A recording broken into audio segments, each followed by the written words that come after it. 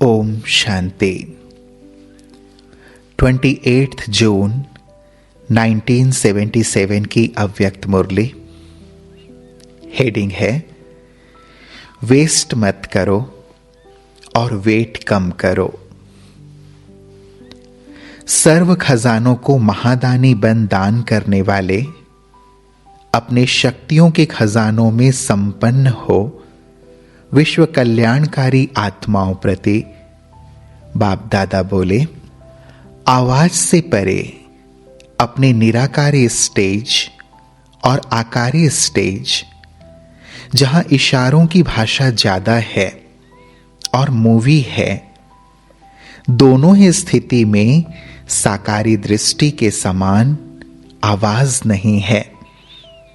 ऐसे आवाज से परे स्थिति अच्छी लगती है।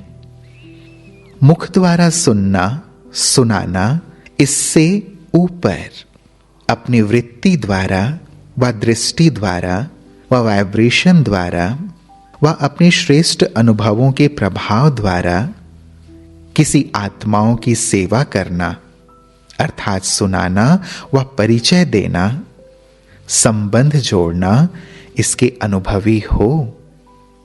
जैसे वाणी द्वारा संबंध जोड़ना इसके अनुभवी हो, वैसे वाणी द्वारा डायरेक्शन मिले कि इन आत्माओं की वृत्ति व दृष्टि व श्रेष्ठ अनुभवों के प्रभाव से सेवा करो तो कर सकते हो, वह सिर्फ वाणी द्वारा कर सकते हो। जैसे वाणी द्वारा आत्माओं को बाप से संबंध जुटाने के नंबरवार निमित्त बनते हो, वैसे अपनी सूक्ष्म स्थिति के व मास्टर सर्वशक्तिवान व मास्टर ज्ञान सूर्य की स्थिति द्वारा आत्माओं को स्वयं के स्थिति व बाप के संबंध का अनुभव, पावरफुल वातावरण, वाइब्रेशन व स्वयं के शक्ति स्वरूप के संपर्क से उन्हें भी करा सकते हो।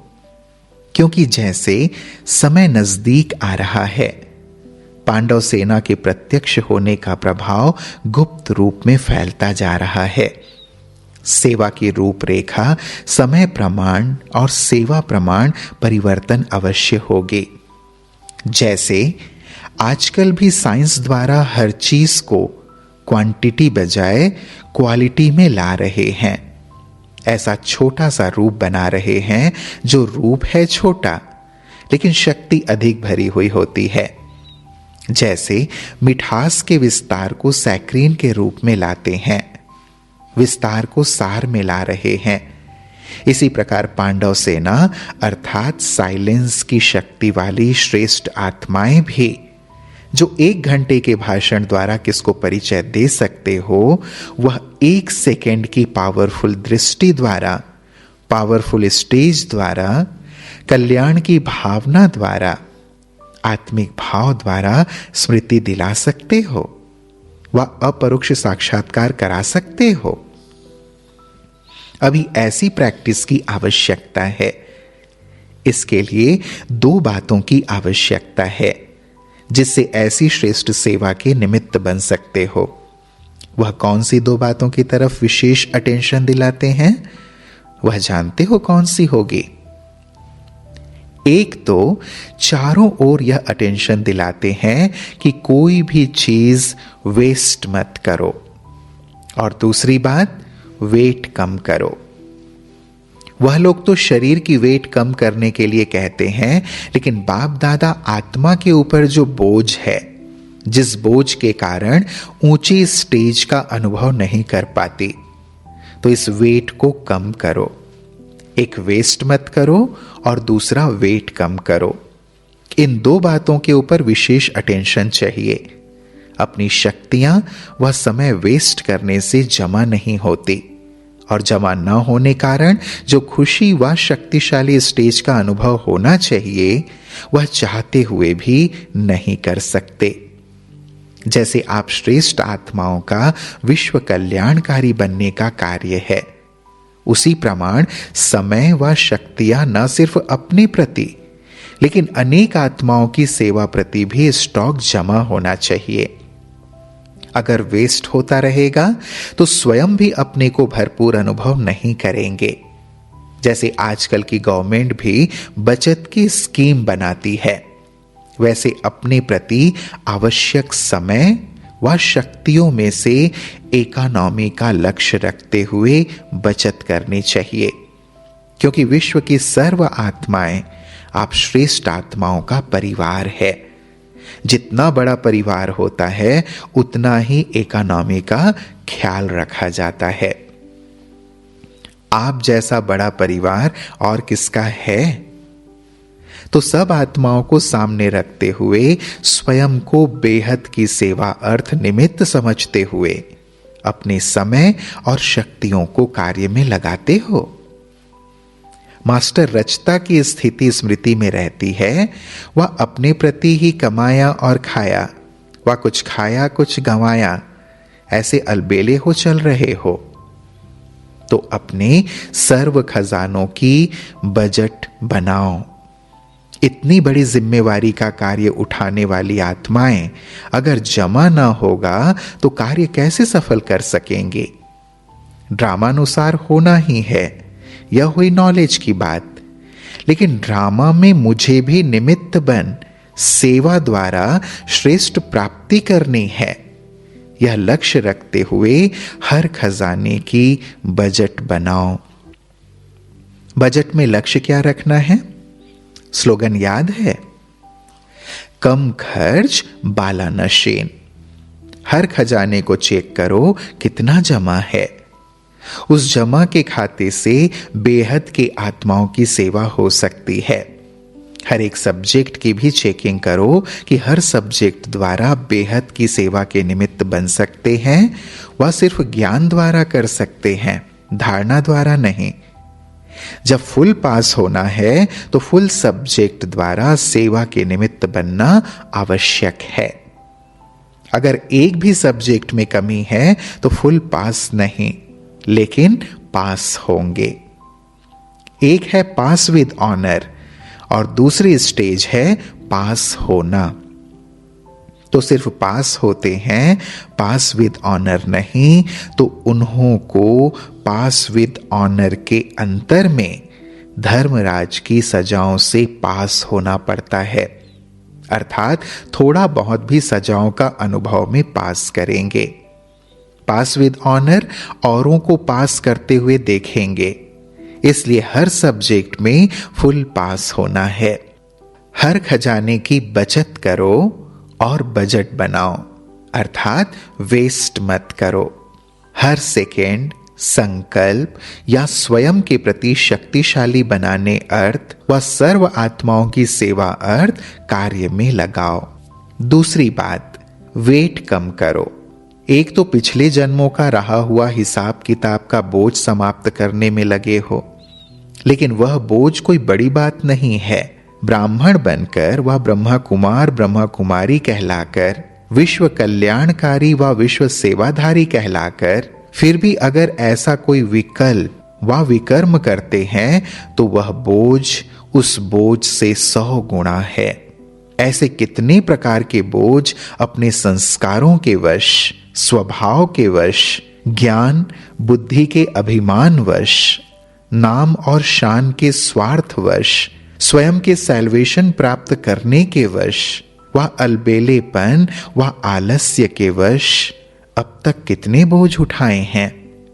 सदैव यह ध्यान पर रखना है कि ज्ञानी तू आत्मा कहलाते अथवा सर्विसेबल कहलाते ऐसा कोई कर्म व वातावरण फैलाने के, वाइब्रेशन उत्पन्न होने के निमित्त न बने, जिससे सर्विस के बजाय डिससर्विस हो। क्योंकि सर्विस भी हो, लेकिन एक बार की डिससर्विस 10 बार की सर्विस को समाप्त कर देती है। जैसे रबड़ मिट जाता है, वैसे एक बार की डिससर्विस 10 बार के सर्विस के खाते को खत्म कर देती है। और वह समझता रहता कि मैं बहुत सर्विस करता हूं, लेकिन खाता खाली होने के कारण निशानी दिखाई भी देती है, लेकिन अभिमान के वश बाहर से मियां मिट्ठू बन जाते हैं। निशानी क्या होती है? एक तो याद में शक्ति व प्राप्ति का अनुभव नहीं होता, अंदर की संतुष्टता नहीं होगी, हर समय कोई ना कोई परिस्थिति व व्यक्ति व प्रकृति का वैभव स्थिति को हलचल में लाने के व खुशी शक्ति खत्म करने के निमित्त बनेंगे। बाहर का दिखावा इतना सुंदर होगा जो अनेक आत्माएं उन्हें न परखने कारण सबसे अच्छा, खुश मिजाज और पुरुषार्थी समझेंगे, लेकिन अंदर बिल्कुल उलझन में खोखलापन होता है। नाम शान का खाता फुल होता है, लेकिन खजानों का खाता, अनुभूतियों का खाता खाली के बराबर होता है, अर्थात नाम मात्र होता है। और निशानी क्या होगी? ऐसी आत्मा स्वयं विघ्नों के वश होने के कारण सेवा के कार्य में विघ्न रूप बन जाती है। नाम विघ्न विनाशक है, लेकिन बनते विघ्न रूप हैं। ऐसे आत्माओं के ऊपर समय प्रति समय के बोझ से वेट बढ़ने के कारण अनेक प्रकार के मानसिक व्यर्थ चिंतन व मानसिक अशांति ऐसे अनेक रोग पैदा कर लेते हैं। दूसरी बात, वेट होने के कारण पुरुषार्थ की रफ्तार तीव्र नहीं हो सकती। हाई जंप तो छोड़ो, लेकिन दौड़ भी नहीं लगा सकते। प्लान बनाएंगे कि यह करेंगे, लेकिन सफल नहीं हो सकते। तीसरी गुह्य बात, ऐसी वेट वाली आत्माएं जो विघ्न रूप व डिससर्विस के निमित्त बनती हैं, बाप को अर्पण किया हुआ अपना तन मन व ईश्वरीय सेवा अर्थ मिला हुआ धन अपने विघ्नों के कारण वेस्ट करती हैं, अर्थात सफलता नहीं पाती। उसके वेस्ट करने का भी बोझ चढ़ता है। इसलिए पापों की गहन गति को भी अच्छी रीति जानो। अब क्या करना है? वेस्ट मत करो और वेट कम करो। धर्मराजपुरी में जाने के पहले अपना धर्मराज बनो।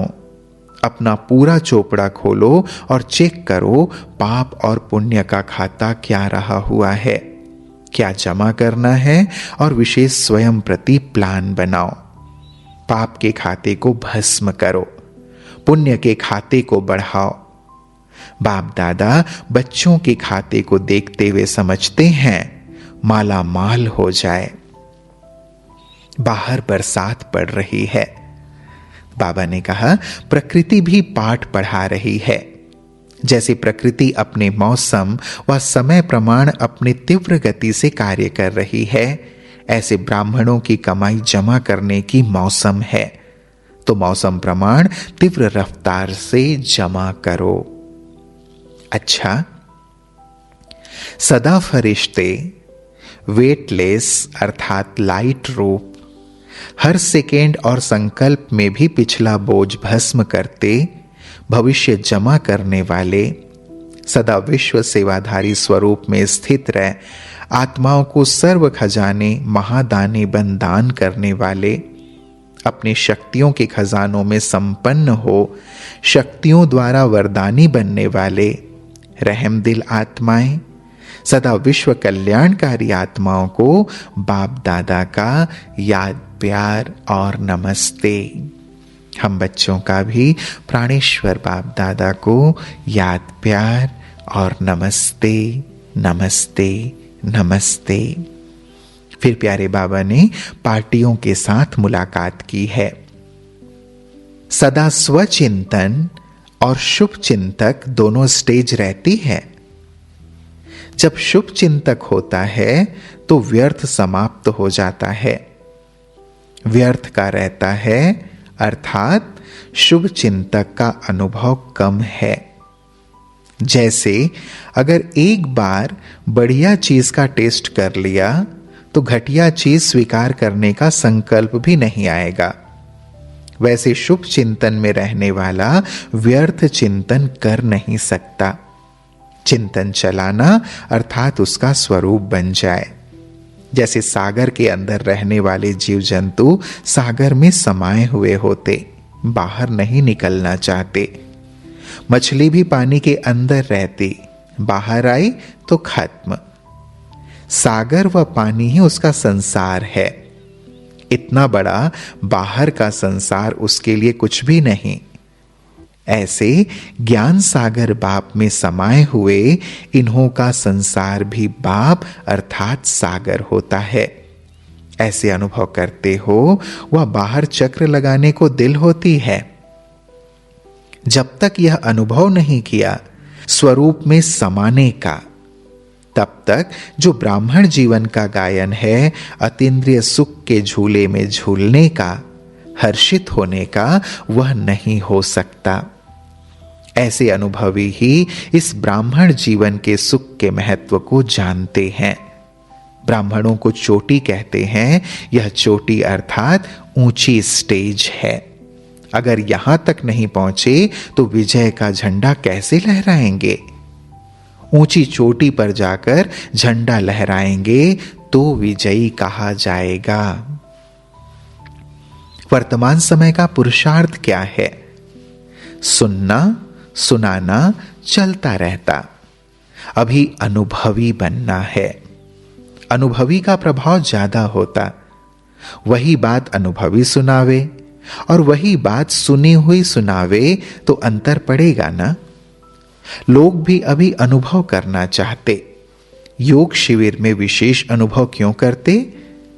क्योंकि अनुभवी बनने का साधन है सुनाने के साथ अनुभव कराया जाता है। इससे रिजल्ट अच्छी निकलती है। जब आत्माएं अनुभव चाहती हैं तो आप भी अनुभवी बनकर अनुभव कराओ। अनुभव कैसे हो? उसके लिए कौन सा साधन अपनाना है? जैसे कोई इन्वेंटर, वह कोई भी इन्वेंशन निकालने के लिए बिल्कुल एकांत में रहते हैं। तो यहां की एकांत अर्थात एक के अंत में खोना है। तो बाहर की आकर्षण से एकांत चाहिए।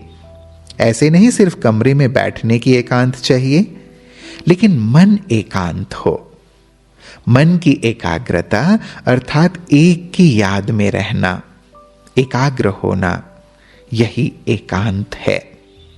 एकांत में जाकर इन्वेंशन निकालते हैं ना, चारों ओर के वाइब्रेशन से परे चले जाते तो यहां भी स्वयं को आकर्षण से परे जाना पड़े। ऐसे भी कई होते जिन्हें एकांत पसंद आता। संगठन में रहना, हंसना, बोलना ज्यादा पसंद नहीं आता। लेकिन यह हुआ बाहर मुक्ता में आना। अभी अपने को एकांतवासी बनाओ, अर्थात सर्व आकर्षण के वाइब्रेशन से अंतर्मुख बनो। अब समय ऐसा आ रहा है जो यही अभ्यास काम में आएगा। अगर बाहर के आकर्षण के वशीभूत होने का अभ्यास होगा तो समय पर धोखा दे देगा। सर्कमस्टांसेस ऐसे आएंगे जो इस अभ्यास के सिवाय और कोई आधार ही नहीं दिखाई देगा। एकांतवासी अर्थात अनुभवी मूर्त। दिल्ली वाले सेवा के आदि के निमित्त बने हैं, तो इस विशेषता में भी निमित्त बनो। तो इस स्थिति के अनुभव को दूसरे भी कॉपी करेंगे। यह सबसे बड़े ते बड़ी सेवा है। संगठित रूप में और इंडिविजुअल रूप में, दोनों ही रूप से ऐसे अभ्यास का वातावरण फैलाओ। अच्छा, ओम शांति।